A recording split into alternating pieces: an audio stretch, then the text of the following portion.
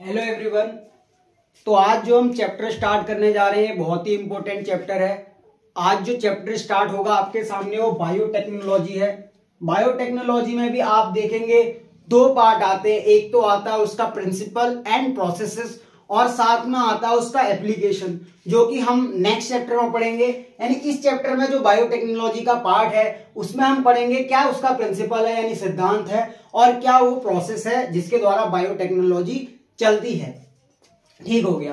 तो इस चैप्टर के वेटेज की बात कर ले नीट में, और ये चैप्टर नॉट बता दूं सिर्फ नीट के लिए ही नहीं, अगर आप बीएससी के स्टूडेंट हैं, चाहे बीएससी फर्स्ट सेमेस्टर हो या ईयर वाले भी हो, तो बीएससी फर्स्ट सेकंड थर्ड और इवन एमएससी में भी आप जो है, ऐसा तो नहीं कि मैं एमएससी की बायोटेक्नोलॉजी पूरी यहाँ पे आपको बता दूंगा, पर आप इसका कुछ उपयोग जो है आप एमएससी में भी देख सकते हो।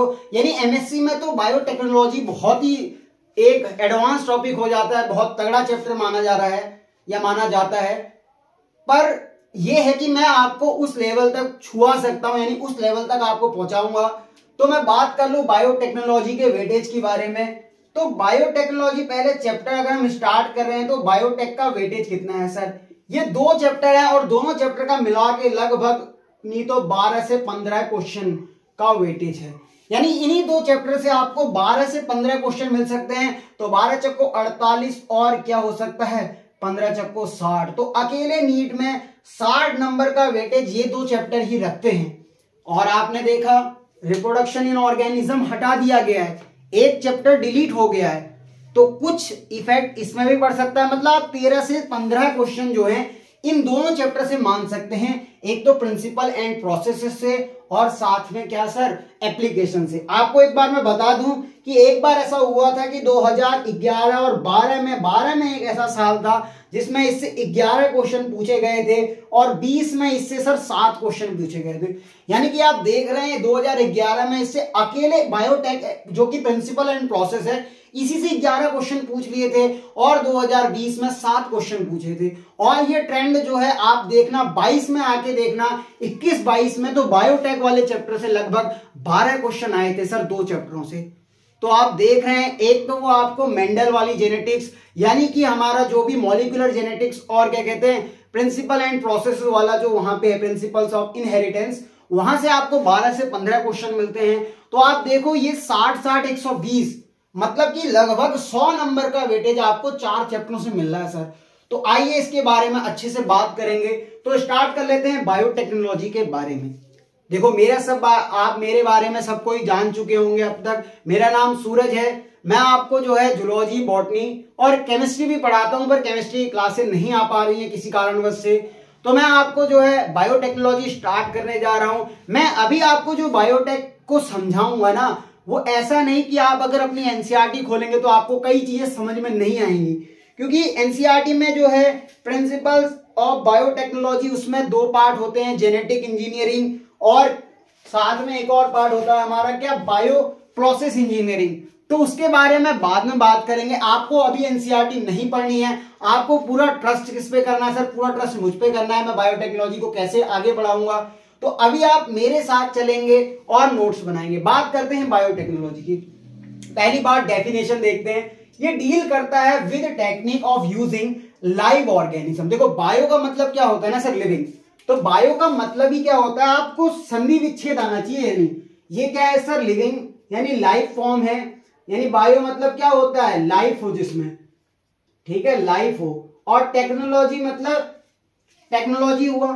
तो क्या कह रहा है, deals with technique of using live organisms और enzyme from organism to produce, यानी ऑर्गेनिज्म उससे क्या कर सके सर, प्रोड्यूस कर सके products and process useful to human.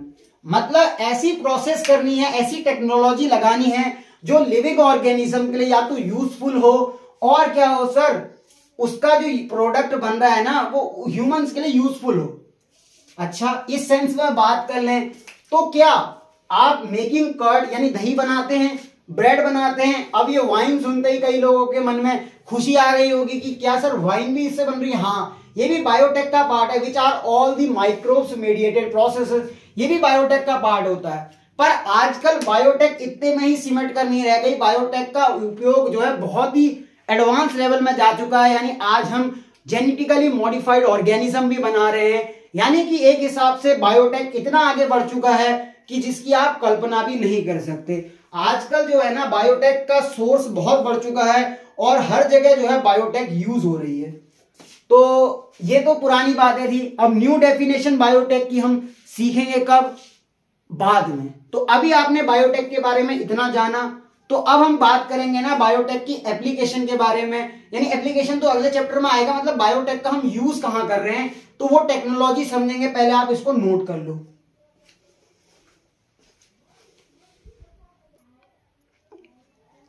तो अब हम यहां से कोर बायोटेक्नोलॉजी स्टार्ट करने जा रहे हैं, तो आप जो है मेरे संग बने रहना और समझना। हम बायोटेक्नोलॉजी के बारे में डिटेल में समझेंगे। तो पहले आपने biotechnology principle and process definition उसकी बायोटेक्नोलॉजी की लिख ली होगी। अब हम बात कर लेते हैं सर थेराप्यूटिक प्रोटीन के बारे में। आपको अभी लगेगा पहले लेक्चर में कि सर मजा नहीं आ रहा, आप जो है एनसीईआरटी से भटक रहे हो या एनसीईआरटी से हटके पढ़ा रहे हो। पर मैं आपको बता दूं, मैं एनसीईआरटी से बिल्कुल हटके नहीं पढ़ाऊंगा, क्योंकि हमारा जो कोर्स है ना वो इस तरह से डिजाइन है कि आपको पूरी तरीके से एनसीईआरटी ही पढ़ाई जाएगी, आपको कोई भी टेंशन नहीं लेनी है। आप मेरे पर ट्रस्ट करना। तो थेराप्यूटिक प्रोटीन है, या एक बात कर लेते हैं इसका इंपॉर्टेंट प्रोटीन के नाम से। सर अब ये बताओ थेराप्यूटिक प्रोटीन या इंपॉर्टेंट प्रोटीन क्या है? देखो थेराप्यूटिक मतलब कि थेरेपी सुनी है आपने, मतलब ऐसी प्रोटीन जो कि क्या कहते हैं किसी बीमारी को ट्रीट करती हो।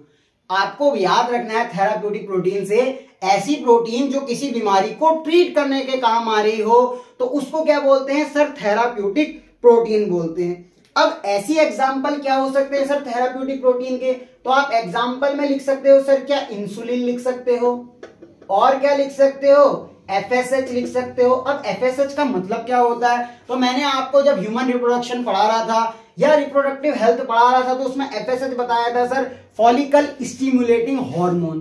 तो FSH की भी बात आई थी वहां। और क्या हो सकती है सर थेराप्यूटिक प्रोटीन में? GH हो सकता है, यानी कि ग्रोथ हार्मोन हो सकता है। अब ग्रोथ हार्मोन कहाँ यूज होता है? ये बात देखो, FSH क्या होता है ना सर, ये फॉलिकल को डेवलप कराता है, और GH क्या होता है सर? ग्रोथ में इंक्रीज करता है, यानी ग्रोथ हार्मोन होता है। अगर आप क्या करो ड्वार्फिज्म का इलाज करना चाहते हो, यानी उसके लिए कौन सी प्रोटीन यूज होगी सर? GH प्रोटीन यूज होगी।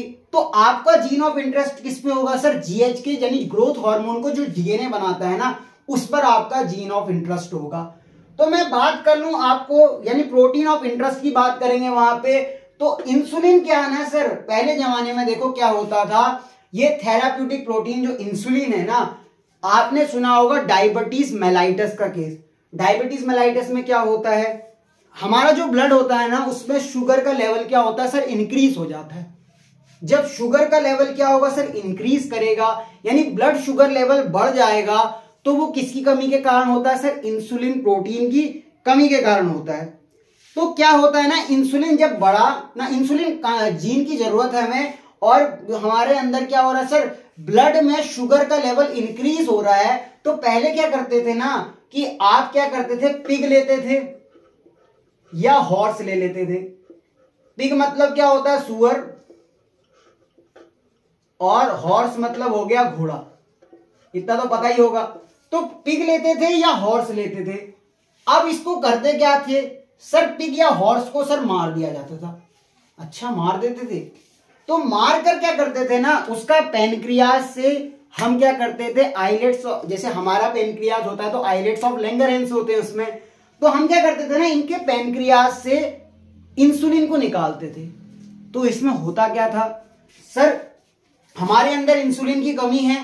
डायबिटीज मेलाइटस का केस चल रहा है, जिसमें क्या हो रहा है सर? ब्लड में इंसुलिन कम होने के कारण, मतलब ब्लड में नहीं, मतलब इंसुलिन की कमी होने के कारण, इंसुलिन प्रोटीन की कमी होने के कारण क्या हुआ सर?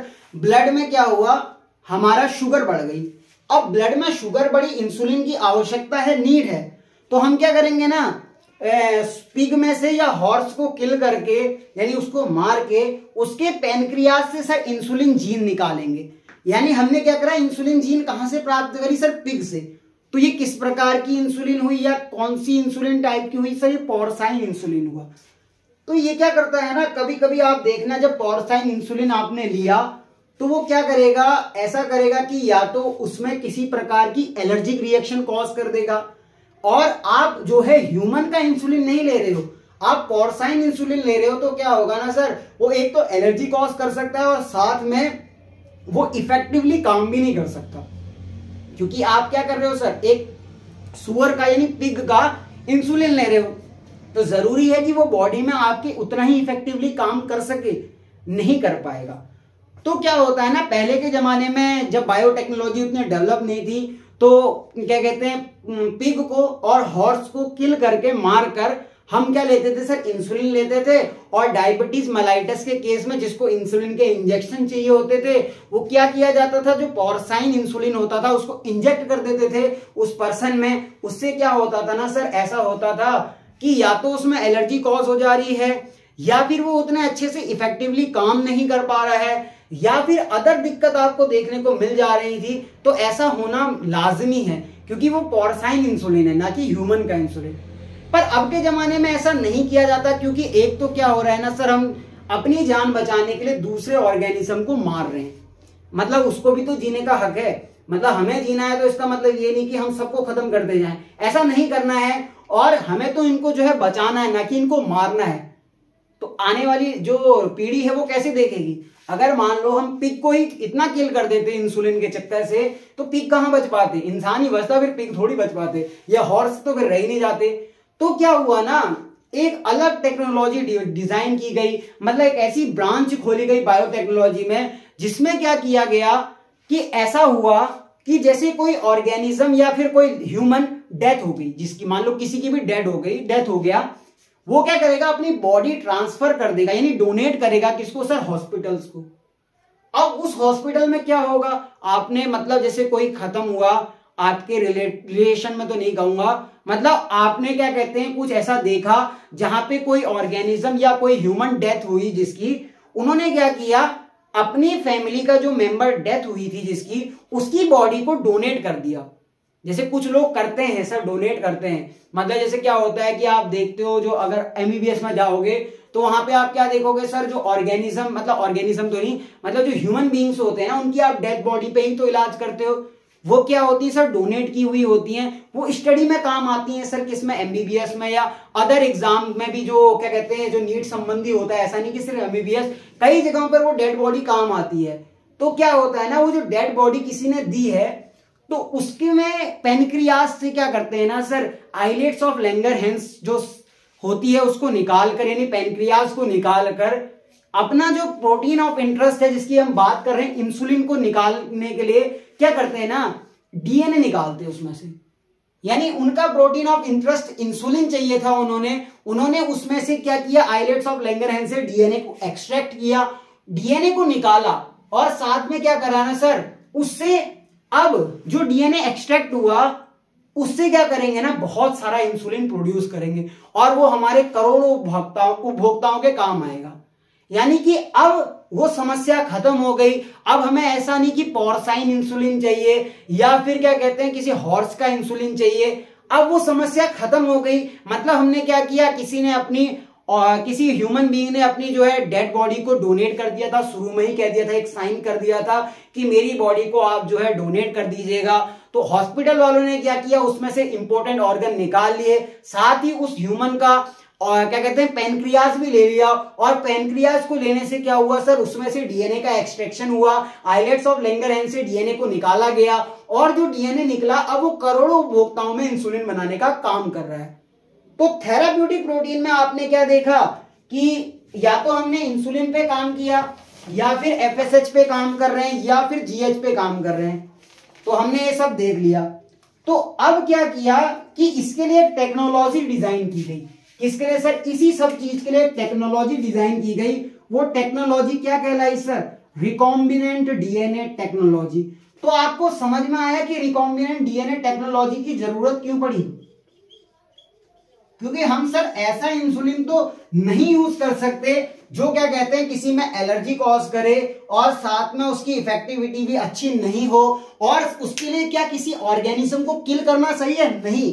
इसीलिए क्या किया, ह्यूमन के पेनक्रियाज में से आइलेट्स ऑफ लैंगरहैंस से डीएनए को एक्सट्रैक्ट किया और एक ऐसी टेक्नोलॉजी बनाई गई जिसको रिकॉम्बिनेंट डीएनए टेक्नोलॉजी कहा गया, और उसकी सहायता से ह्यूमन इंसुलिन को बनाया गया।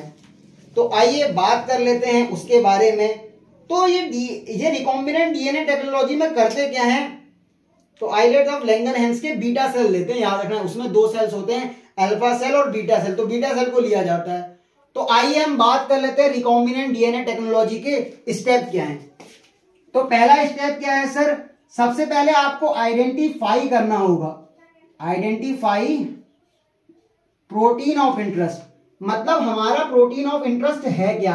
अगर आपसे पूछे कि रिकॉम्बिनेंट डीएनए टेक्नोलॉजी के ना वो बताओ सर, क्या बताओ, उसके स्टेप बताओ, तो सबसे पहले आपको यह जानना पड़ेगा कि मेरा प्रोटीन ऑफ इंटरेस्ट है किसमें।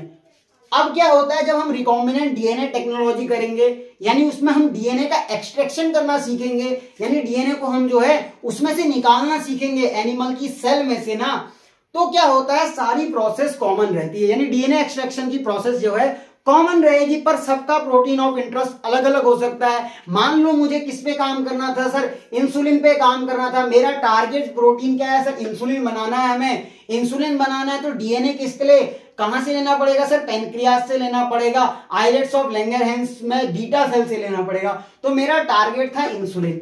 अब किसी का टारगेट सर ये नहीं है, मुझे ये प्रोटीन नहीं चाहिए, मान लो मुझे ऐसी फंगल प्रोटीन चाहिए जिसको मैं सिर में लगाऊं और मेरे डैंड्रफ खत्म हो जाए, मान लो मेरे सिर में खूब ज्यादा डैंड्रफ है, अब मैं ऐसी फंगल प्रोटीन चाहता हूं कि मैं ऐसी कोई प्रोटीन बनाऊं और खूब ज्यादा बनाऊं कि मैं उसको अपने सिर में डालूं और क्या हो सर, मेरे डैंड्रफ खत्म हो जाए। यानी कि हमें कुछ अलग बनाना है ना, मेरा प्रोटीन ऑफ इंटरेस्ट अलग था, मैंने फंगल ले लिया, आपका इंटरेस्ट था इंसुलिन, आपने इंसुलिन लिया। और क्या हो सकता है ना कि किसी का कुछ और भी हो सकता है, मान लो कोई वियर्ड सा साइंटिस्ट था, उसने कहा नहीं मैं ये नहीं करूंगा, मैं कुछ और करूंगा, उसने क्या करा, कुछ अलग करने की सोची, उसने देखा कि मैं कुछ अलग करता हूं, यानी मैं एल्गी के काम करता हूं, एल्गी पे, मतलब कोई ऐसा वियर्ड साइंटिस्ट था जिसने सोचा मैं कुछ अलग कर दूं, ऐसा कर दूं कि मैं एल्गी से ऐसी प्रोटीन बनाऊं कि जिससे मैं क्या करता हूं, एल्गी का यूज करके डीजल बना दूं या पेट्रोल बना दूं। मान ले मैंने कोई ऐसी प्रोटीन एक्सट्रैक्ट कर ली, प्रोटीन तो नहीं, पहले तो वो डीएनए एक्सट्रैक्ट करेगा, और उससे ऐसी प्रोटीन बनाई कि वो प्रोटीन क्या कर रही है, हम पानी में डाल लें और वो प्रोटीन डीजल बना दे रही है, और साथ में क्या बन रही है सर, पेट्रोल बना दे रही है। मतलब हमने क्या करा, एल्गी में से ऐसे सेल्स निकाले, उसमें से डीएनए को एक्सट्रैक्ट किया और साथ में हमने ऐसी प्रोटीन बनाई जिसको हम वाटर में डाल के सर क्या बना दे रहे हैं, सर हम ये बना दे रहे हैं कि वो बन गया हमारा या तो पेट्रोल या डीजल। तो सबका प्रोटीन ऑफ इंटरेस्ट अलग हो सकता है, इसीलिए सबसे पहले आपको क्या करना होगा sir, identify protein of interest, ये पहला स्टेप है। दूसरे स्टेप में क्या करते हैं ना, वो लिखो, दूसरा कह रहा है identify the cell, identify the cell from which DNA created to protein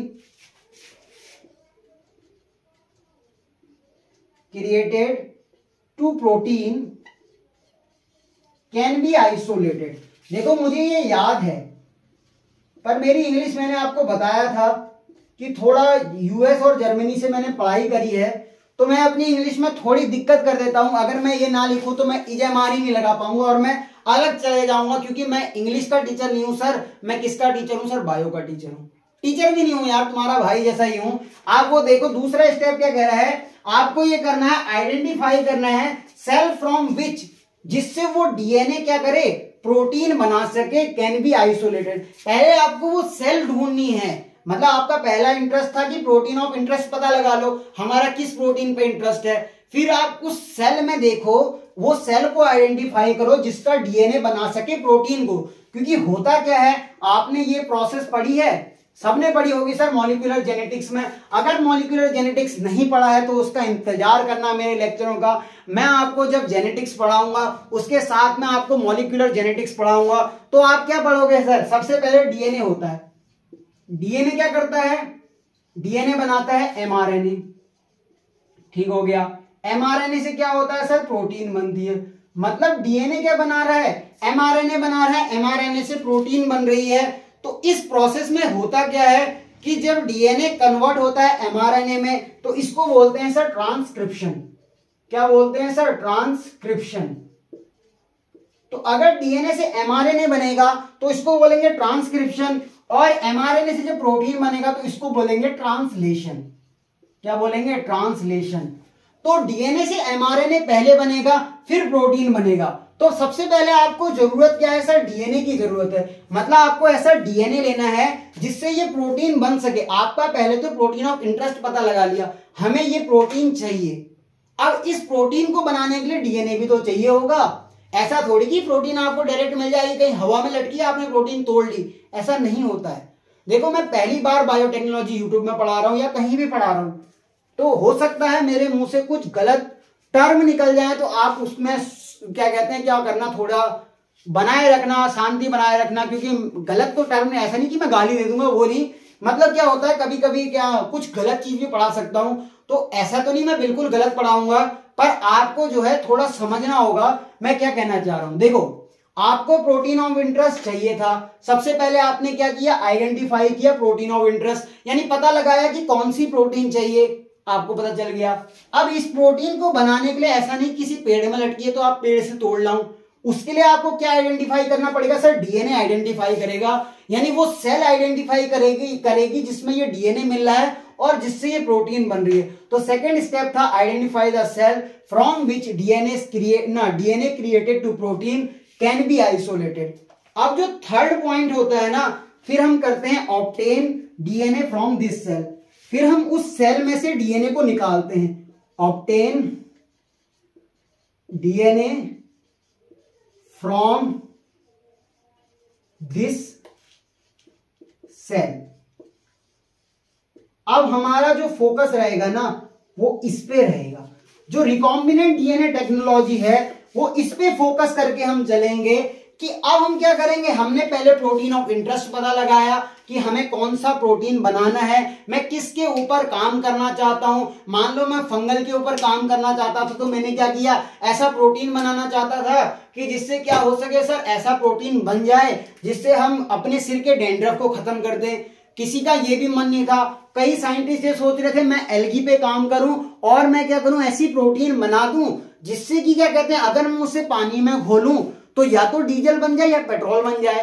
तो कुछ ऐसा काम करना चाह रहे थे, और कुछ जो है इंसुलिन के ऊपर काम करना चाह रहे थे कि हम ऐसी इंसुलिन प्रोटीन बनाएं, यानी हमारा जो टारगेट है वो इंसुलिन बनाए। तो प्रोटीन हम ऐसी लें जिसके द्वारा इंसुलिन बन सके। तो ऐसा नहीं कि प्रोटीन डायरेक्ट बन जाएगी, तो आपको आइडेंटिफाई करना होगा वो सेल जिसका डीएनए वो बना सके, क्या सर, प्रोटीन को बना सके। तो जब वो प्रोटीन आपकी बनेगी तो पहला स्टेप तो था आइडेंटिफाई प्रोटीन ऑफ इंटरेस्ट, दूसरा है identify the cell from which the DNA created to protein can be isolated, and third step is obtain DNA from this cell. तो आइए अब हम बात कर लेते हैं इसकी कि हम उस सेल में से डीएनए को किस तरह से ऑब्टेन करेंगे। तब तक आप इसको नोट करो, मैं आपको मिटा के उसको समझाता हूं अच्छे से।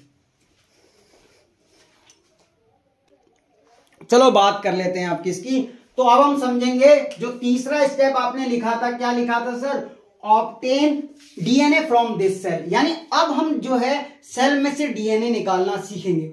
डीएनए को निकालना कहते हैं सर एक्सट्रैक्शन ऑफ डीएनए। तो हम किसकी बात करेंगे सर, हम बात करेंगे एक्सट्रैक्शन ऑफ डीएनए की। तो आपको ये हेडिंग विजिबल है ना, तभी मैंने आजकल थोड़ा सा चेंज किया है ताकि आपको अच्छे से दिख सके। तो बात कर लेते हैं एक्सट्रैक्शन ऑफ डीएनए की।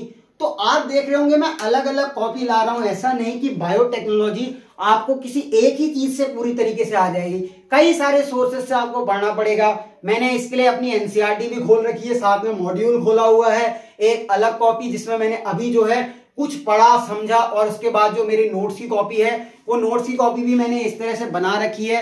मैं जो चीजें अलग से भी लिख के लाया हूं साथ में वो भी रखा है। तो चार चीजों से मैं आपको बताने की कोशिश कर रहा हूं। तो बात कर लेते हैं एक्सट्रैक्शन ऑफ डीएनए।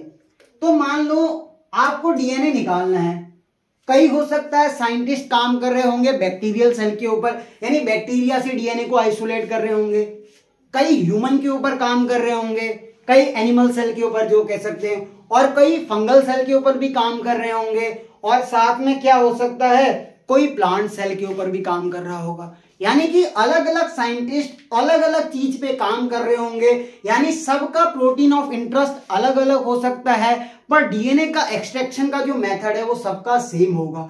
यानी आपको एक्सट्रैक्शन ऑफ डीएनए के प्रोसेस से यहीं से गुजरना होगा। ऐसा नहीं कि आपको अलग से जो है, आप जो अगर प्लांट पे काम कर रहे हो तो अलग चीज करोगे, यानी एक्सट्रैक्शन ऑफ डीएनए अलग तरीके से करना सीखोगे, अगर एनिमल सेल पे काम कर रहे हो तो अलग तरीके से सीखोगे, और फंगल सेल पे काम कर रहे हो तो अलग तरीके से सीखोगे, या फिर क्या कहते हैं बैक्टीरियल सेल पे काम कर रहे हो तो अलग तरीके से सीखोगे। ऐसा नहीं होता, ये मिथ आपके दिमाग में दूर हो जाना चाहिए। आज के लेक्चर के बाद ये समझ में आ जाना चाहिए कि जब आप एक्सट्रैक्शन ऑफ डीएनए कर रहे हो ना, तो आपका प्रोटीन ऑफ इंटरेस्ट कुछ भी हो, पर जो प्रोसेस चलेगी सर वो यही चलेगी। तो मैं आपको एक एग्जांपल से समझाऊंगा, उसके बाद आपको सब में यही करना है। मान लो मेरा प्रोटीन ऑफ इंटरेस्ट, माने मुझे चाहिए था बैक्टीरियल सेल से वो डीएनए, तो मैंने बैक्टीरियल सेल ले लिए सर।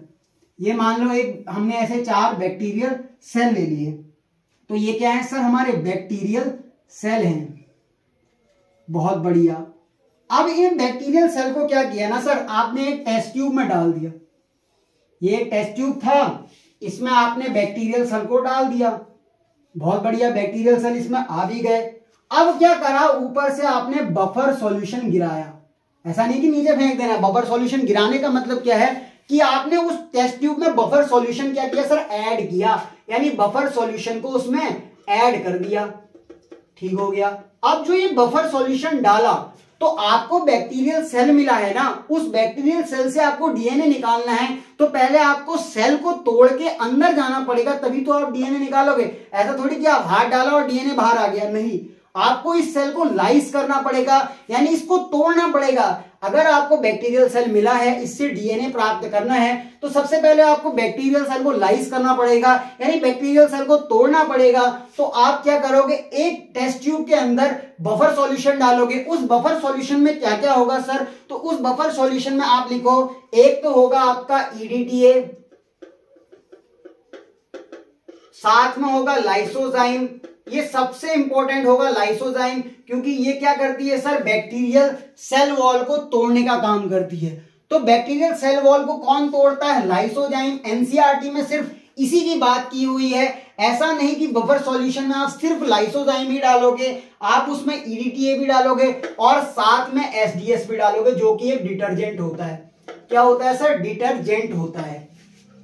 तो आपने क्या किया, एक बफर सॉल्यूशन प्राप्त किया या बनाया। उस बफर सॉल्यूशन में एक तो आपको लाइसोजाइम लेना है, जो कि सर बैक्टीरिया की सेल वॉल तोड़ेगा, यानी बैक्टीरिया की सेल वॉल अगर ध्वस्त हो गई तो बैक्टीरिया हमारा पूरी तरीके से ध्वस्त हो जाएगा। तो उसमें लाइसोजाइम लेना है, साथ में ईडीटीए लेना है और सोडियम डोडिसाइल सल्फेट लेना, जो कि एसडीएस एक डिटर्जेंट की तरह काम करेगा। आपने ये सब डाला उसमें बफर सॉल्यूशन में, यानी बफर सॉल्यूशन डाला। अब क्या होगा, ये जो बफर सॉल्यूशन था ऐसे करके, इस बफर सॉल्यूशन में सेल जो है पूरी तरीके से टूट जाएगी और सारा सेल का जो मटेरियल था ना वो बाहर आ जाएगा। यानी उस बफर सॉल्यूशन में अब आपको क्या क्या देखने को मिलेगा, हो सकता है इसमें डीएनए घूम रहा हो, आरएनए सिंगल स्ट्रैंड घूम रहा हो, मीजोजोम वगैरह जो जो ऑर्गेनली थी, सेल ऑर्गेनल, किसमें, बैक्टीरिया के केस में वो ऑर्गेनल्स इसमें घूम रहे होंगे। तो बफर सॉल्यूशन में क्या होगा सर, डीएनए होगा, आरएनए होगा और क्या होगा साथ में सर, सब चीजें होंगी जो जो हमें नहीं भी चाहिए, नहीं कूड़ा करकट सब होगा इसमें। तो बफर सॉल्यूशन में डीएनए भी होगा। तो हमारा क्या काम है सर, तो लिख लो बफर सॉल्यूशन कंटेनिंग, मैं आपके सामने लिख देता हूं, buffer solution containing all bacterial material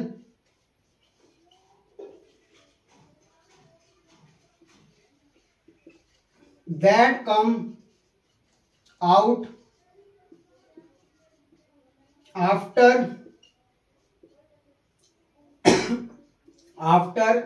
bacteria was lysed, यानी जब बैक्टीरिया जो है मर गया, मर तो नहीं गया मतलब जब उसकी सेल वॉल तोड़ दी तो मर ही गया समझ लो, उससे क्या हुआ, जो बफर सॉल्यूशन होगा उसमें मिलेगा all bacterial material that come out after the bacteria लाइज्ड।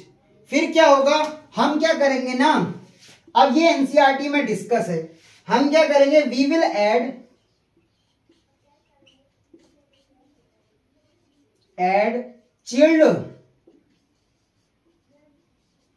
Chilled या आइस कोल्ड इथेनॉल।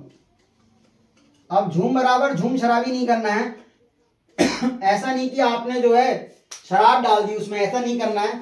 उसमें क्या करना है, क्योंकि अब जो हमारा सब काम होगा ना सर, वो आइस कोल्ड टेम्परेचर पे होगा, यानी कि ठंडे चीज में होगा।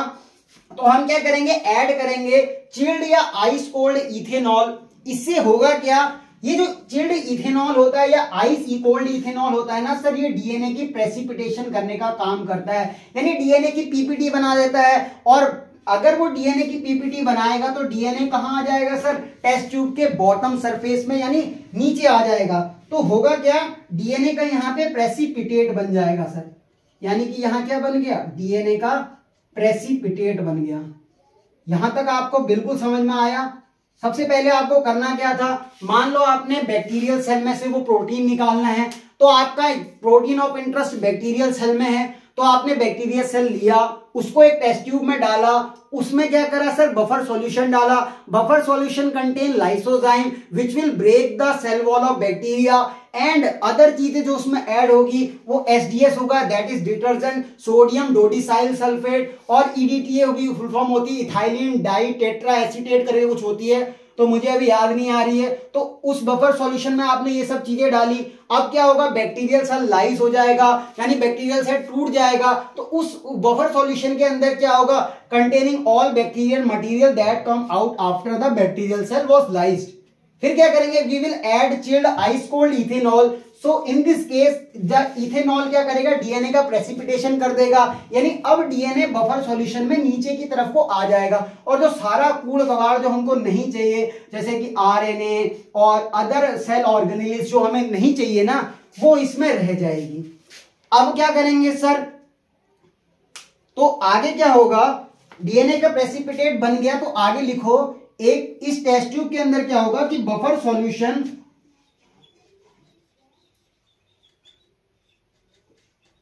प्लस इथेनॉल, और क्या होगा साथ में, सेल्यूलर मटेरियल होगा। ठीक, अब आप क्या कर रहे हो, अगर 12th लेवल के बेसिस पे पढ़ रहे हो तो मैं आपको एक एनसीईआरटी के डायग्राम से अवगत कराता हूं। तो आप अपनी एनसीईआरटी का डायग्राम खोलना और वहां पे जाना, पेज नंबर, अगर आपके पास पुरानी एनसीईआरटी है तो पुरानी एनसीईआरटी में कहां मिलेगा सर, पुरानी एनसीईआरटी में 201 पर एक डायग्राम आपके सामने होगा। यह डायग्राम आपको क्या बता रहा है, तो मैं आपको समझाता हूं, इस डायग्राम को ध्यान से देखना। ये डायग्राम में हमने क्या करा सर, डीएनए का प्रेसिपिटेट बना के तैयार कर दिया, यानी डीएनए की क्या बन गई सर, पीपीटी बन गई। इस डायग्राम को देखो, अगर आप स्कूल बेस पे तैयारी कर रहे हो तो आपको क्या करेंगे ना, आपको टीचर कैसे समझाएंगे कि हमने डीएनए का प्रेसिपिटेट बना लिया, तो उसमें क्या हुआ, एक स्टिक डाली हुई दिखाई दे रही होगी आपको, अगर दिख रही है, विजिबल है, तो देखो एक स्टिक डाल रखी है किसी टीचर ने। उस स्टिक में क्या कर रहा है कि DNA that separate out can be removed by spooling, मतलब आपने स्टिक डाली और डीएनए को उसमें क्या किया, रैप कर दिया। मतलब आपने इस जो टेस्ट ट्यूब है इसमें एक जो आपने क्या किया, एक स्टिक जैसी डाली और वो स्टिक को आप डीएनए के पास ले गए और उसमें डीएनए को रैप कर दिया और फिर बच्चों को निकाल के दिखा दिया, सर ऐसा होता है डीएनए। तो ये तो स्कूल मेथड में क्या किया आपने, स्पूलिंग करी। तो अगर आप अपनी कॉपी में अलग से लिख लेना कि क्या लिखोगे, मैं बता देता हूं, स्पूलिंग की डेफिनेशन लिख लेना, अगर मैंने लिखी होगी, नहीं लिखी है तो मैं बता देता हूं, मैंने इसमें ही दी है कि डीएनए को हम क्या करेंगे, सेपरेट करेंगे, out can be removed by spooling, यानी कि एक स्टिक के माध्यम से हम क्या करेंगे, डीएनए को जो है रैप करके बाहर निकालेंगे। तो इस प्रोसेस को क्या कहते हैं, स्पूलिंग। तो स्पूलिंग आपने कर ली, पर हमें ऐसा नहीं करना है। हम क्या करेंगे ना सर, कई सारी चीजें कॉपी मुझे नीचे से उठानी पड़ रही है, आगे से मैं क्या करूंगा, एक बेंच रख दूंगा जिसपे ऊपर मैं ये सब कॉपी नोट्स रख दूं, अभी मुझे नीचे रखने पड़ रहे हैं। तो आगे बात कर लेते हैं हम सर, क्या इस बफर सॉल्यूशन में हमें इथेनॉल मिल गया, सेल्यूलर मटेरियल मिल गया, तो इस बफर सॉल्यूशन को हम ड्रेन्ड करेंगे, यानी इस बफर सॉल्यूशन को हम गिरा देंगे। ऐसा नहीं कि पूरा फेंक देना है तो डीएनए भी गिर जाएगा। वो पीपीटी बनी है, ऐसे पलट रहे हो, ऐसे गिरा रहे हो, ऐसा नहीं करना है। तो इस बफर सॉल्यूशन को आप क्या करेंगे सर, ड्रेन्ड करेंगे, यानी धीरे से आप ये बफर सॉल्यूशन को गिराएंगे, बफर सॉल्यूशन ड्रेन्ड। और क्या होगा, जैसे ही आपने इसको ड्रेन किया, of only DNA precipitate will left, of only DNA PPT left. अब जैसे ही डीएनए की पीपीटी बचेगी तो आप क्या करोगे, इसमें जो डीएनए की पीपीटी जहां पर है ना, इस स्थान पे ऊपर से अल्ट्रा प्योर वाटर डाल दो। यहां पे डीएनए की पीपीटी बनी है, साथ में क्या करो आप अल्ट्रा प्योर वाटर डाल दो, अल्ट्रा प्योर वाटर आप इसमें ऐड कर दो। अब कई लोग जो बेवकूफ टाइप के होंगे या मेरी तरह होंगे, वो क्या करेंगे ना, ये पूछने लग जाएंगे अल्ट्रा प्योर वाटर ही क्यों लिया, मतलब कुछ भी क्वेश्चन पूछ रहे हैं अल्ट्रा प्योर वाटर ही क्यों लिया। बात सही है, अल्ट्रा प्योर वाटर क्यों लिया। आप क्या कहते हैं, किसी नाले का पानी डाल दोगे, तालाब का पानी डाल दोगे, कि हम क्या करेंगे, एक तालाब का पानी लाते हैं, इसमें डाल देते हैं तो डीएनए का सॉल्यूशन बन जाएगा। नहीं, ऐसा नहीं करना है। आपको एक प्योर वाटर लेना है जो कि अल्ट्रा प्योर हो, जिसमें अदर कंटेमिनेशन नहीं के बराबर हो, क्योंकि आपको हाइजीन मेंटेन करनी है। सबसे पहले बायोटेक्नोलॉजी आप कर रहे हो तो उसके लिए हाइजीन भी तो मेंटेन होनी चाहिए। ऐसा नहीं कि कहीं तला हुए से पानी लाके आपने डाल दिया और कह रहे हो हमने डीएनए का सॉल्यूशन बना लिया, देखो सर हमने आइसोलेशन और एक्सट्रैक्शन ऑफ डीएनए कर दिया। तो ऐसा नहीं करना, आपको अल्ट्रा प्योर वाटर लेना है जिससे आपके पास डीएनए का सॉल्यूशन बन जाएगा। बहुत बढ़िया। तो अब आपको क्या समझ में आया कि एक्सट्रैक्शन ऑफ डीएनए होता क्या है। ये तो थी सर थ्योरेटिकल पूरी बुक की डेफिनेशन। अब मैं आपको इसको टपोरी भाषा में या फिर अपनी देसी भाषा में समझाता हूं।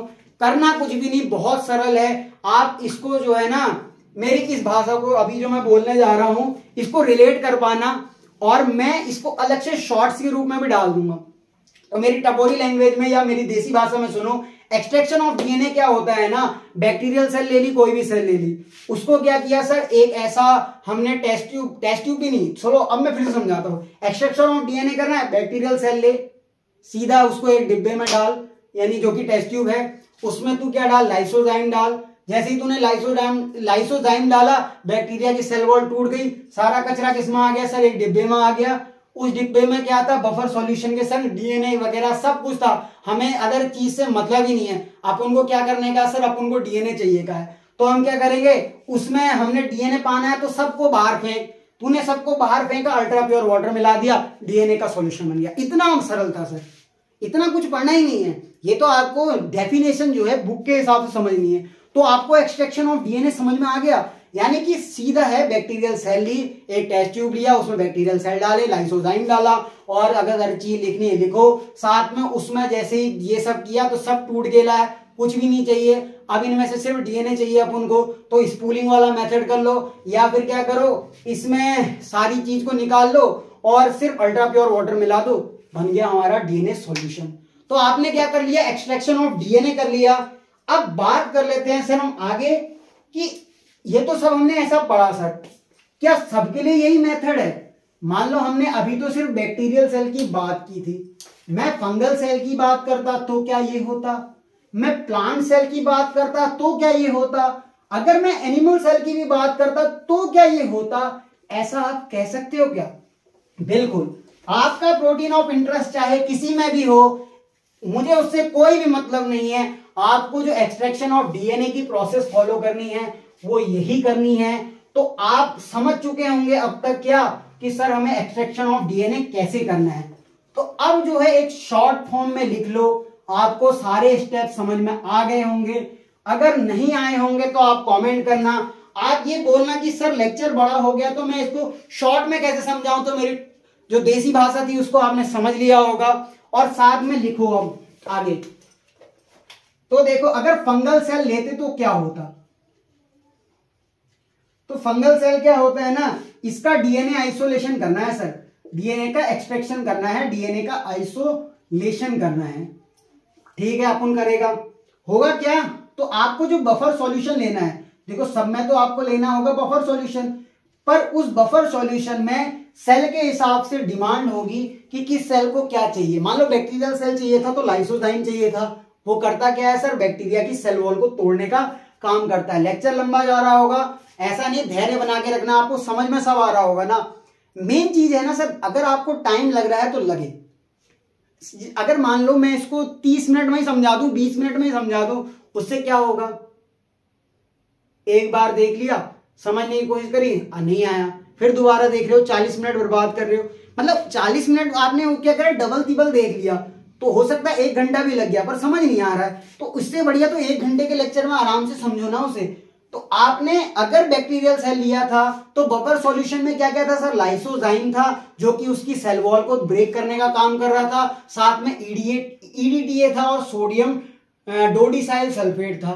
पर अगर मैं फंगल सेल को लेता तो बफर सॉल्यूशन में क्या करता सर, डीएनए आइसोलेट करने के लिए मैं मिलाता काइटिनेज। अब ये काइटिनेज क्या होता है ना, देखो आपको ये पता होगा, क्या पता होगा कि जो फंगल सेल वॉल होती है ना वो काइटिन की बनी होती है। तो उसको तोड़ने के लिए आपको एस क्या होता है ना सर, ब्रेक करने के काम आता है। जाइमेस, क्या कहते हैं, लाइसोजाइम, यानी ये जो ऐसे वर्ड आते हैं ना, एस, प्रोटीएस, तो प्रोटीन को तोड़ने का क्या काम करेगा सर, प्रोटीएस। पैक्टिनेस, पैक्टिन को ब्रेक करेगा। तो एस क्या होता है ना सर, तोड़ने का काम करेगा। और इसकी सेल वॉल बनी होती है काइटिन की। तो आपको बफर सॉल्यूशन में क्या लेना होगा सर, काइटिनेज लेना होगा, एंजाइम। ये क्या है सर, एंजाइम है। होता क्या है, लिख लो इधर पे नोट करके, जो फंगल सेल वॉल होती है ना, जो fungal cell wall is made up of किसकी sir, made up of chitin. So chitinase will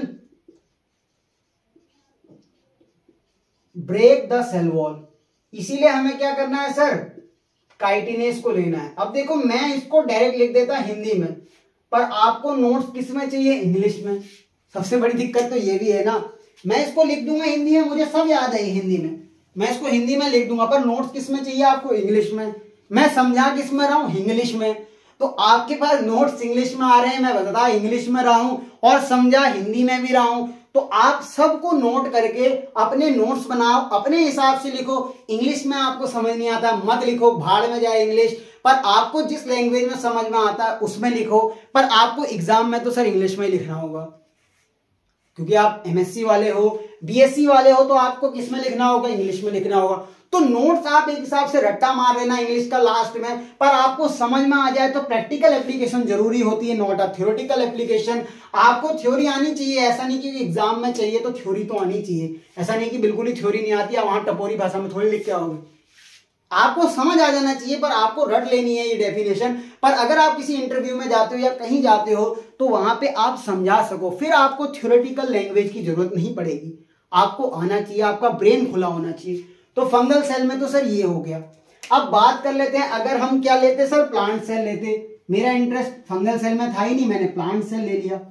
तो प्लांट सेल में क्या होता है ना, प्लांट सेल में जो बफर कंटेन करेगा वो सेल्यूलेज एंजाइम करेगा। बफर कंटेन क्या, सेल्यूलेज एंजाइम। ऐसा नहीं कि लेज खाने लग जाऊं, सेल्यूलेज एंजाइम लगेगा। यानी उस बफर में क्या होना चाहिए सर, सेल्यूलेज एंजाइम होना चाहिए। अब आपको पता है, क्या पता है, मुझे तो ये पता है कि सर जो प्लांट होता है उसकी जो सेल वॉल होती है वो सेल्यूलोज की बनी होती है। मेरे मार्कर की इंक नहीं मिल रही है, कोई बात नहीं, आपको समझ में आ रहा होगा, अच्छा तो दिख रहा है ना, मैं अच्छा लिख लेता हूं, इतना मुझे पता है। अगर आपको तारीफ करनी होगी तो कमेंट में कर सकते हो, वैसे तारीफ कम ही करते हैं लोग, तो कोई बात नहीं, उससे कोई मतलब नहीं है, मुझे कोई बात नहीं, तारीफ की कोई जरूरत भी नहीं है। तो प्लांट सेल क्या होती है ना, जो सेल वॉल होती है सर वो किसकी बनी होती है, सेल्यूलोज की, सेल्यूलोज की। तो तोड़ने के लिए क्या चाहिए सर, एज, सेल्यूलेज चाहिए। तो सेल्यूलेज एंजाइम क्या करेगा ना, बफर की तरह काम करेगा। यानी उस बफर सॉल्यूशन को जब आप प्लांट सेल की सेल को तोड़ने के लिए डालोगे, यानी सेल वॉल को, तो आप क्या करोगे, उस बफर में सेल्यूलेज एंजाइम होना चाहिए। अगर मान लो हमारा इंटरेस्ट प्लांट सेल में भी नहीं था, हमारा इंटरेस्ट था एनिमल सेल में, तो बफर में क्या होना चाहिए सर, एसडीएस होना चाहिए। प्लांट्स, एनिमल सेल और ह्यूमन सेल भी कह सकते हो। एनिमल सेल में हम किसकी बात कर सकते हैं, ह्यूमन सेल्स की, क्योंकि हमें तो अभी बायोटेक्नोलॉजी ह्यूमन के लिए करनी है, तो इसमें क्या होना चाहिए, एसडीएस बफर होना चाहिए। मैंने एसडीएस की फुल फॉर्म लिखा दी थी आपको, अगर नहीं लिखाई थी तो यहां लिख लो। एसडीएस क्या होता है ना, sodium dodecyl sulphate, sodium dodecyl sulphate, sulphate, हाँ ये होती है। तो ये होता है एसडीएस, सोडियम डोडिसाइल सल्फेट।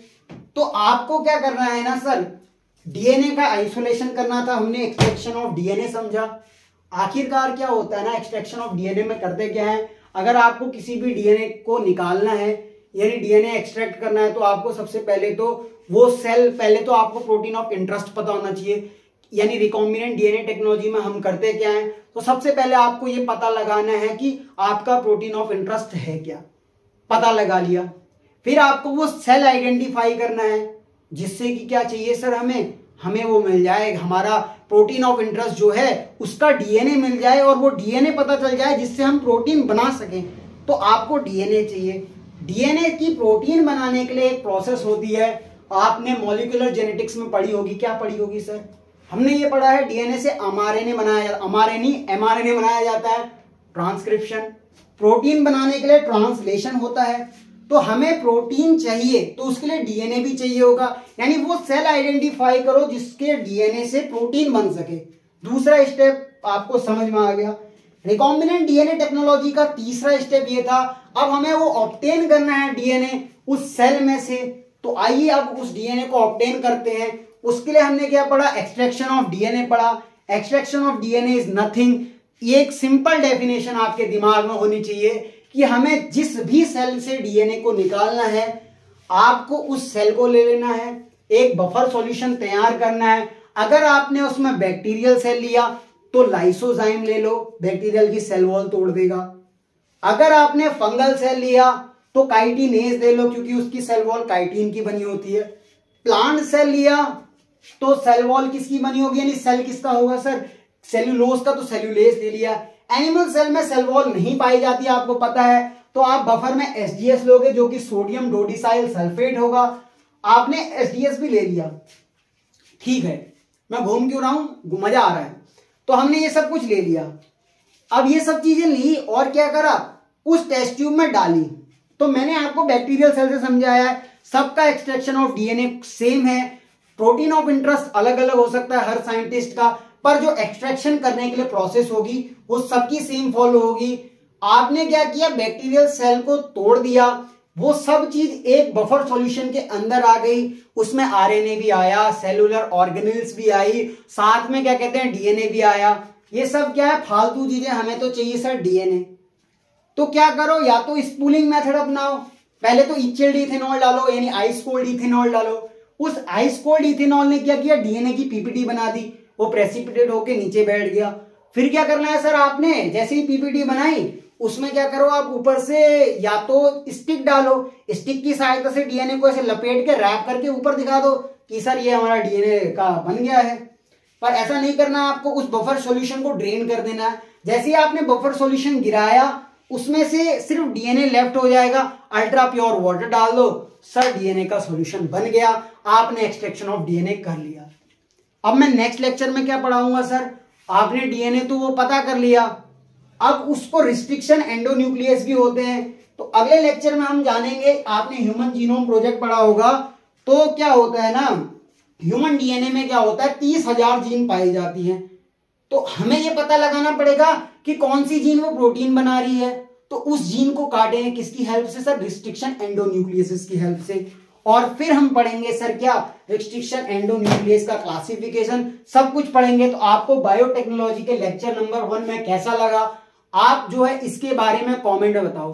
देखो आपको बायोटेक्नोलॉजी का लेक्चर फर्स्ट जो है प्रिंसिपल एंड प्रोसेस के ऊपर कैसा भी लग रहा है, आप अपनी जो है राय को शेयर कीजिएगा, कमेंट बॉक्स में भर देना सर, थम्स अप से, लाइक से, आपका जो मन करता है। मेरे बारे में बुरा लिखना चाहते हो लिख देना, अच्छा लिखना चाहते हो लिख देना, आपके मैं कमेंट का इंतजार करूंगा।